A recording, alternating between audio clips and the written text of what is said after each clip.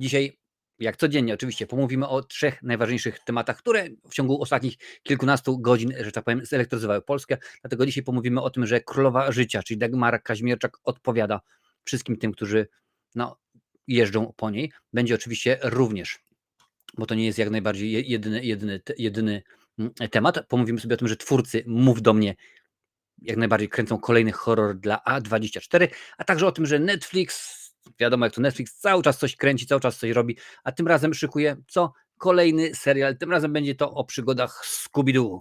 Kto lubi Scooby-Doo, daje łapę w górę. A ja nie przedłużam i zaczynamy. Zaczynamy oczywiście od Królowej Życia, która odpowiada. Dagmara Kaźmierczak, ona ostatnio jest pod wielkim ostrzałem.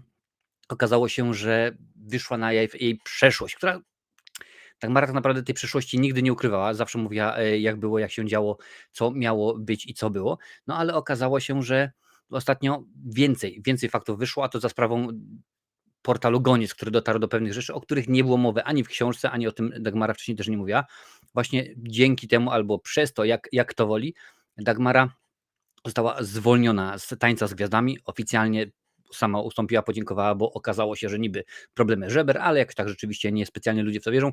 Dodatkowo platformy streamingowe, oczywiście należące do TVN-u, Player, usunęli wszystkie odcinki, w czym ona tam występowała. Królowe Życia, Pamiętniki z wakacji, Taniec z Gwiazdami. Dodatkowo ma zostać usunięty, albo że został usunięty odcinek z Kubą Wojewódzkim, które tam występowała, a dodatkowo oprócz tego Polsat, bo teraz w Polsacie jest właśnie wywalił ją z Tańcem z Gwiazdami.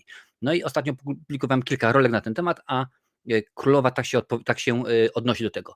Kochani, nie odzywałem się do Was od kilku ostatnich dni. Jestem tylko człowiekiem, potrzebowałem się zmierzyć z tym, co się wydarzyło. Jeszcze kilka dni temu byłam przedstawiana w mediach jako królowa, a obecnie jako najgorszy zwyrodnialec bestia, zasługująca na wieczne potępienie za okropieństwa, które rzekomo miałam popełnić. Nigdy nie ukrywałem, że prowadziłam klub towarzyski. Klub towarzyski. Nie, ona prowadziła dom publiczny.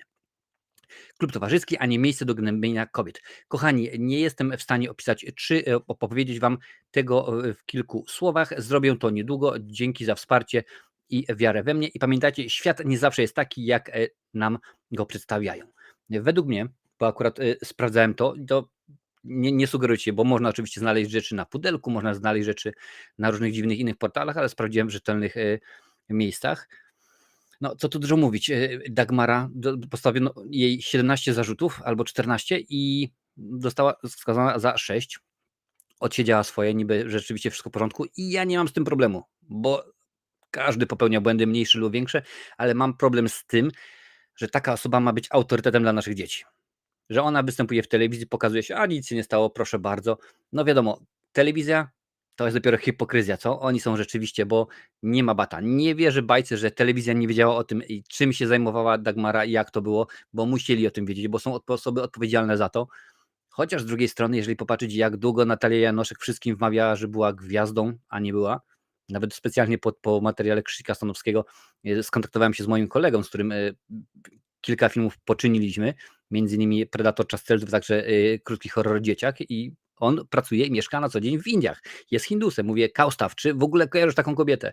Wysłałem mu nawet link do jej strony na IMDb. On mówi, pierwsze słyszę, znam filmy, kojarzę aktorów, którzy się w nim pojawiają, bo ten to jest super w ogóle i zaczął mi mówić o kolejnych 15 projektach, ale jej nie kojarzę. Więc jeżeli osoby w telewizji dały się jej wodzić za nos, to czemu miałoby się nie dać wodzić za nos królowej? Ale coś mi się wydaje, że oni wiedzieli od początku do końca, że tak jest i kiedyś to wybuchnie, tylko nie spodziewali się, że portal Goniec dotrze do takich rzeczy.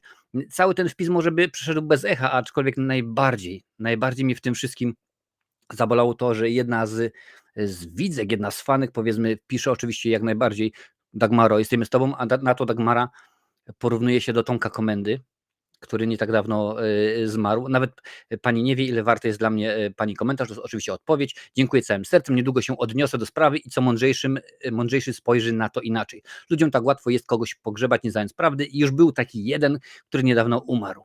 Po wyroku za obrzydlictwo, którego nie popełnił. Dziękuję raz jeszcze.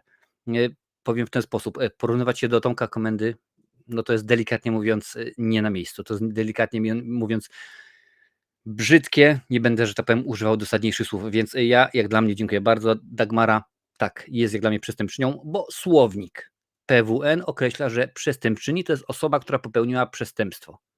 W tym przypadku kobieta. A skoro została skazana wyrokiem prawomocnym, odsiedziała, więc Dagmara jest przestępczynią i no niestety nie jest to dobra sprawa, bardzo mi przykro. A jeżeli lubisz takie odcinki i chcesz być na bieżąco, daj suba i włącz dzwonek z opcją wszystko, bo one się pojawiają bardzo, bardzo często i omawiamy w nim sprawy które wydarzyły się w ciągu ostatnich kilkunastu godzin. Ale nie zatrzymujemy się, lecimy dalej, bo rzeczywiście dobrych tym razem wieści, mam nadzieję, dużo. Twórcy Mów do mnie szykują dla A24 kolejny horror. Jest to artykuł portalu Deadline, oczywiście przetłumaczony przez Filmweb. Po kasowym sukcesie filmu Mów do mnie, A24 oraz Dany i Michael Philippou będą współpracować przy kolejnych, nie tylko przy kolejnych częściach cyklu. Portal Deadline donosi, że w planach jest też nowy horror.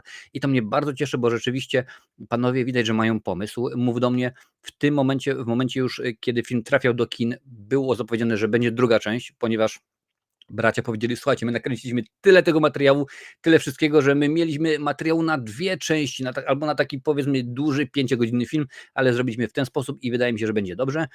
Szczegóły projektu nie są na razie niestety znane, wiemy jedynie tylko, że nosi tytuł Bring Her Back, czyli przyprowadź ją, może tak, albo bardziej sprowadź ją, skoro to ma być horror.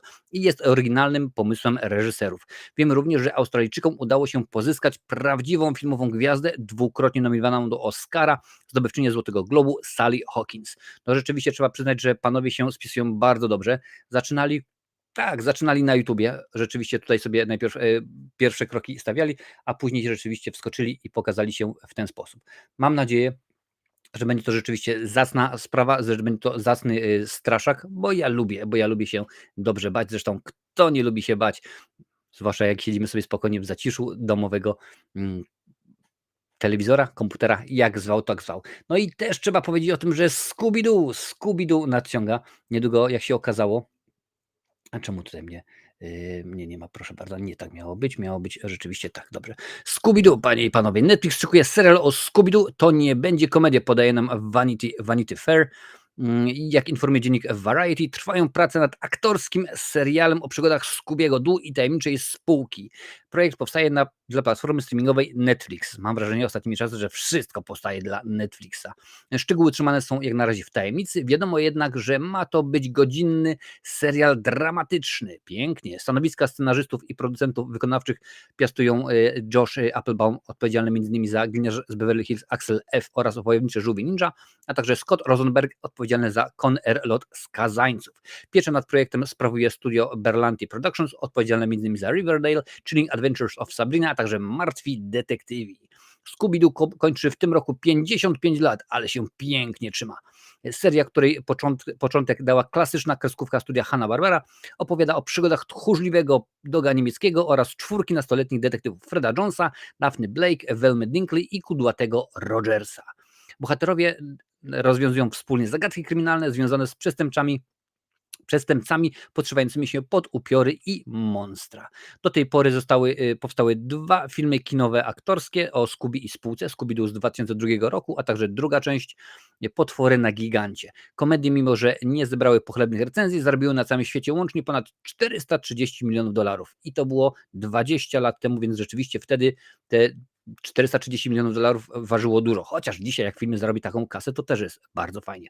W 2009 roku premier miał film telewizyjny Scooby-Doo Strachy i Patałachy. Najnowszą odsłonę cyklu Scooby-Doo jest pokazywana przez platformę Max serial Velma. Przedstawia on tytułową bohaterkę w czasach, zanim dołączyła do tajemniczej spółki. No i ja jestem bardzo zaintrygowany tym, ponieważ ja uwielbiam Scooby'ego jeszcze od czasów i jeżeli jesteś osobą, która pamięta kasety Hanna-Barbera, które były wydawane na VHS-y, dawno temu, rzeczywiście zestawienie takich pięknych bajek, no to wtedy rzeczywiście było dobrze, było ciekawie i takowe rzeczy oglądałem i oczywiście, że tak, teraz już z moimi dzieciakami i jak najbardziej będę oglądał Scooby'ego Doo. Netflix w domu jest, więc oczywiście, że będzie oglądane, bo Scooby-Doo rządzi, Scooby-Doo radzi, Scooby-Doo nigdy cię nie zdradzi. A z mojej strony to już wszystko, dziękuję bardzo i widzimy się już